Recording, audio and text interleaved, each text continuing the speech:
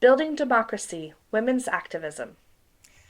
I'm Bronagh Hinds, Senior Associate with DemocraShe. Reflecting back, what were key milestones in relation to gender equality in Northern Ireland? I reflect back a long time to the 1970s, and with many things that we have achieved in Northern Ireland, it was achieved through the hard work of civil society and particularly through women's activism. Women were extremely active in the leadership of the civil rights movement, in looking for equality, diversity, inclusion, human rights, civil rights. And alongside the Civil Rights Association, we built the Northern Ireland Women's Rights Movement in the 1970s. And from that women's rights movement, we opened the first women's centre in the centre of Belfast, which was a huge milestone in being a safe space for women to come to gather, to mobilise, but also to come for advice, and out of which to run and develop projects. So, for example, today we have the Women's Resource and Development Agency, which started off as the Women's Education Project, a subgroup within that very first Women's Centre. We started a rent-a-creche where we could bring together qualified childcare workers, buy toys and rent the facility out to, for example, the trade union movement, to enable women to attend trade union conferences, get more involved in the leadership of the labour movement. Those were some of the key steps that women took. And then from that, even in the 1970s, women opened the first women's refuge in Northern Ireland, and later the Women's Aid Federation. So many women's groups have grown from those periods and have began to set up the possibilities for women and the connections.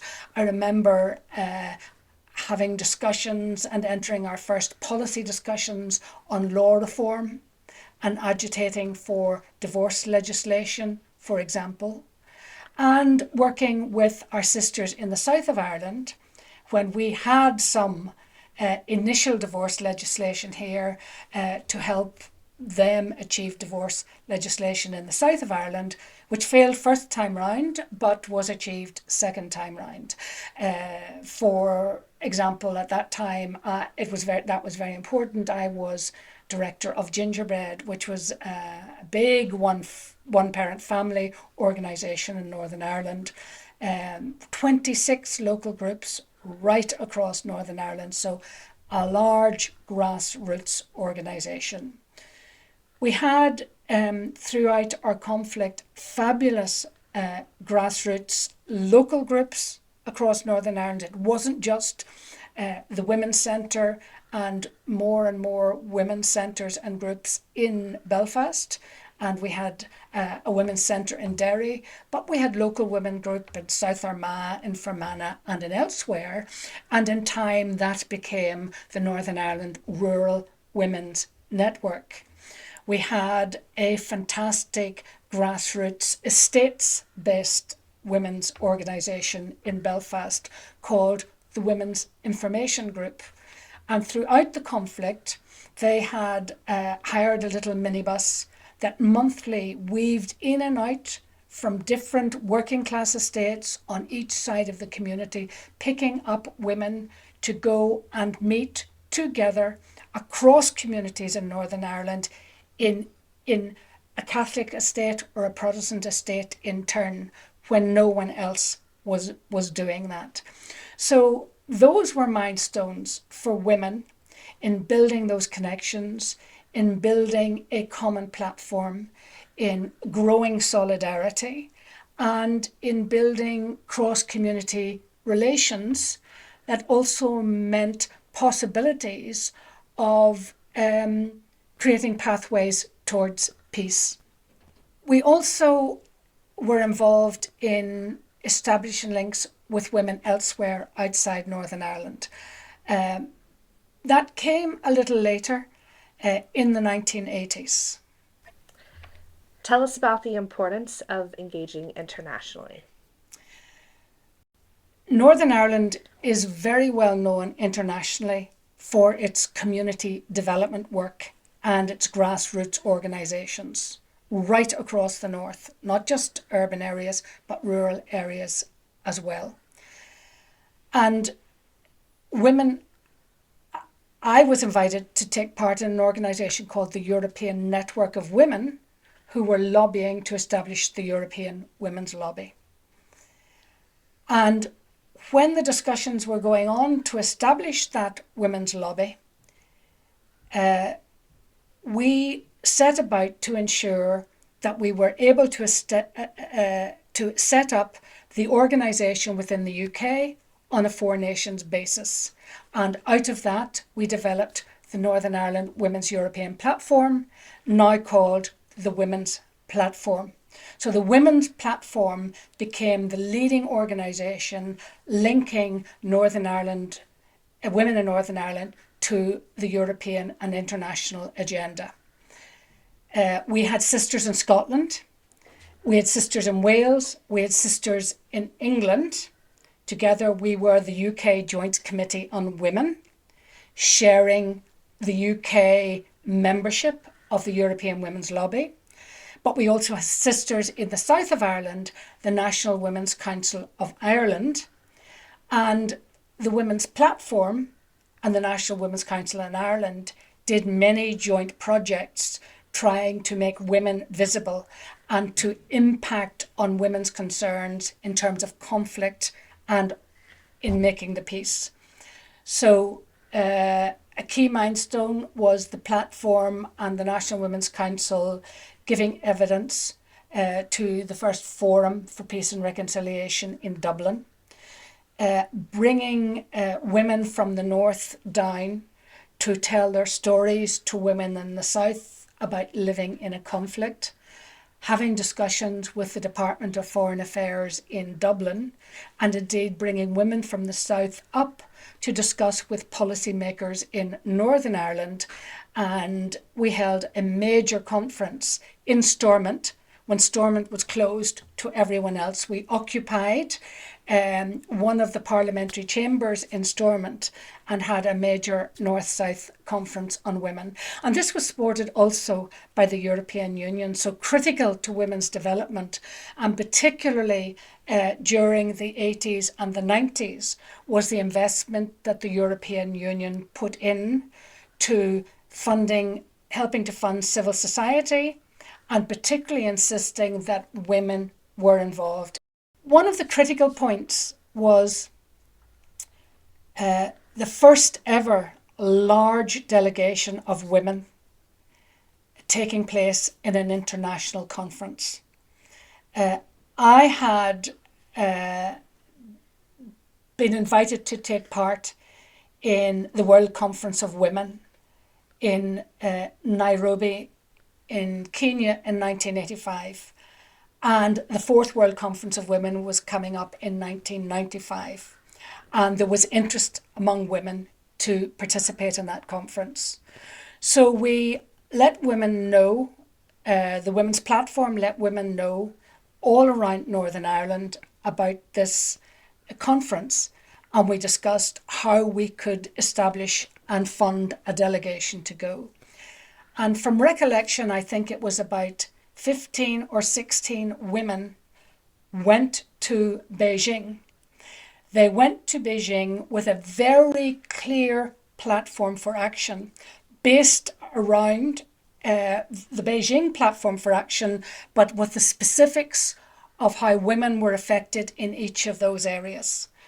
So not only were they acting as a delegation in Beijing, but they were also representing different aspects, whether it was women, peace and security, whether it was women's health, whether it was women's education, whether it was women's political education, political participation, all of the areas in the platform women represented, and then came back from Beijing and did a massive dissemination of what they learned.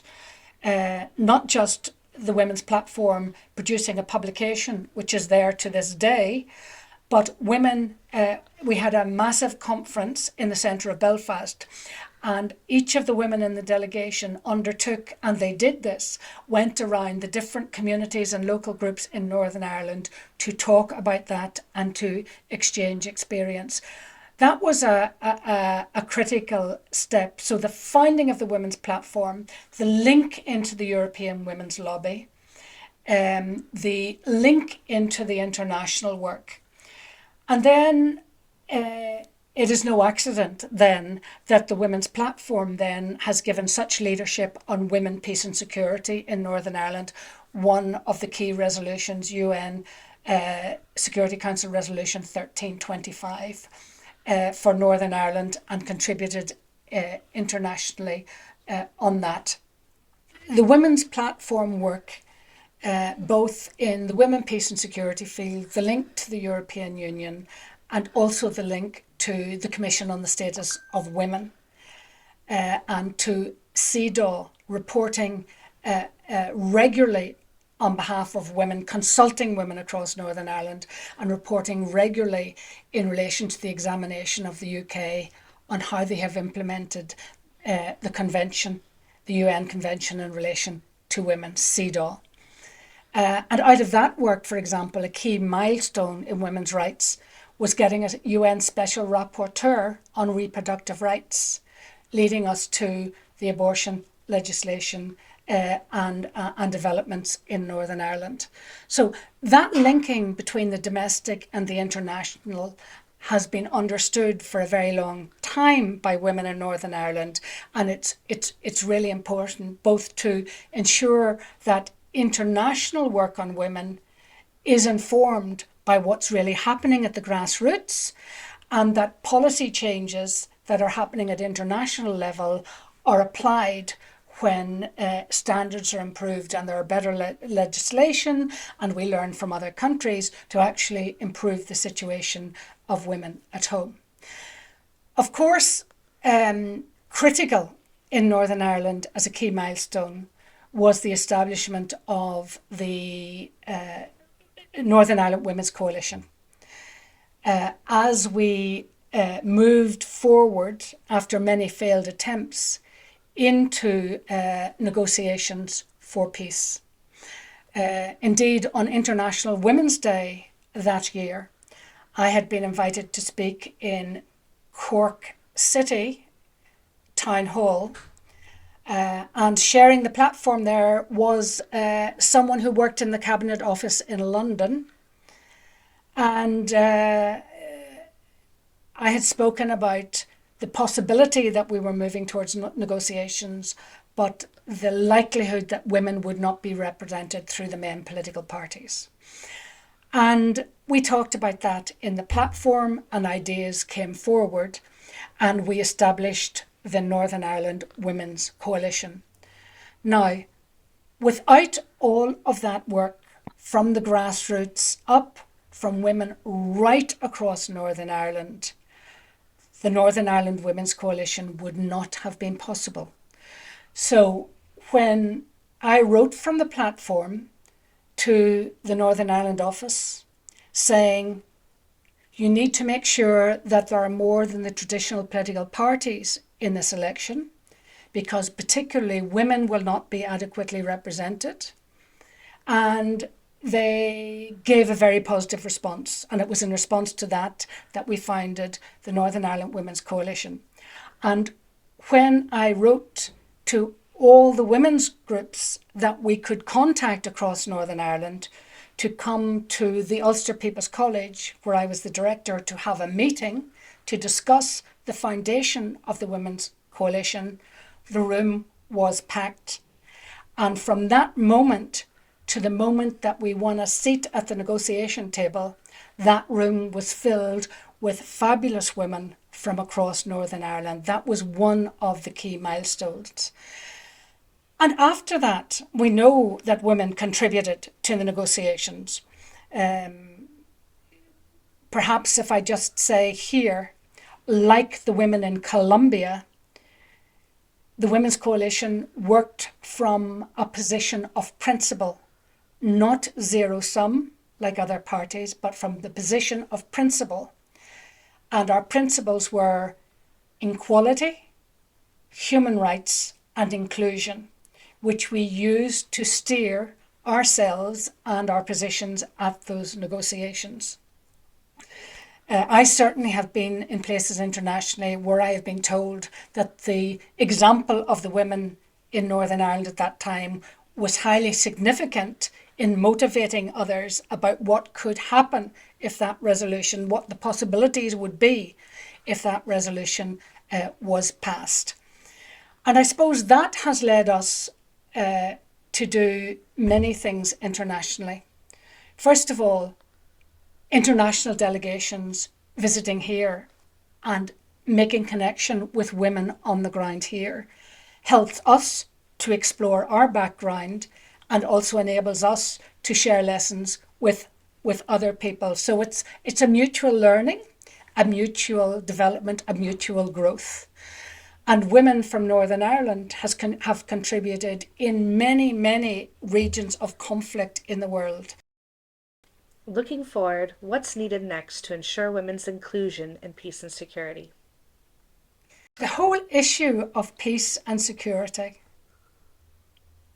and even more so, women, peace and security, is under threat at the moment. Where we have an intent, either through ignorance, incompetence, or willfulness, to pull down the international rule of law and world order, and a sense of fairness and inclusion of all countries across the world, and replace that with might as right in having a number of quite aggressive male leaders in the world who think that they can trade everyone else and nobody else matters. And we see that very much today in relation to Ukraine, where thankfully Europe is standing strong. What makes Europe different, with all its faults, what makes Europe different is the fact that, and it also makes it a little bit slower than, for example, the US or Russia or China, for example, is that it is a collective of member states who negotiate among themselves. It is a collective leadership, but it is where the heart of the Enlightenment was. And certainly in other international conflicts, whether it's in the Middle East, in Africa, or elsewhere, people frequently look to Europe to be the upholders of including women in peace and security, of including young people in peace and security, of including civil society in peace and security, because we hold dear to the concept of human rights, equality, inclusion, respect, tolerance, and those issues. I think stronger in Europe perhaps than elsewhere. So never before has it been so difficult. I look back and it was very difficult though in the 1970s. And we are at a critical period now. But never has it been so important for women and our good male allies to step up, show leadership, call out the behaviour and stand up for what is right, but also think smartly and pragmatically about what needs to be done so that we can make a difference. And key to that is, I think, what has always been in Northern Ireland as we work through our conflict, and has always been in our holding hands across the world, is understanding that we work from where we are, our community development approach, our inclusion, and our absolute commitment to solidarity. And we need to invest in our women leaders and make sure they are standing out, speaking out. And there are a number of good countries on this side. Ireland has a very long track record on women, peace and security on this inclusion agenda. Canada is another one. Scandinavian countries are another one. So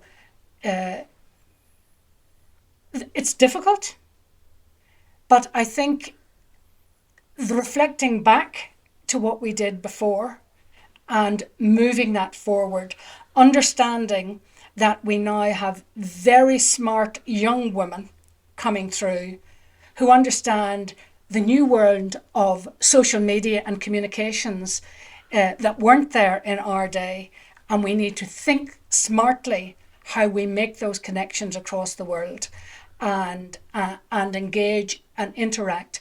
I suppose if I had one thing to say going forward, it's this. I've worked, one of the things after we did the coalition, I set up DemocraShe to do something about women in leadership positions and to improve governance and political development. And I worked with every political party in Northern Ireland. People find that difficult. Every political party right across the spectrum. Because I really believe no matter what choice someone chooses, women, political choice, women have the right to be there as well as men. And I also knew from our experience in working across communities for tens, decades and decades, that women would find pathways to work together much more easily. And I always found that even the most senior women would say that they lacked confidence. They weren't sure if they should say something or speak out, or did they know enough. And my experience is that men, and I've heard men say it, that they've been able to speak knowing 30% of something, whereas women want to know 150% and have built embraces. So my thing is step up, speak out. Women are on the right side of this because we must be properly informed. But take the risk, take the chance, do it. We need more women leaders today.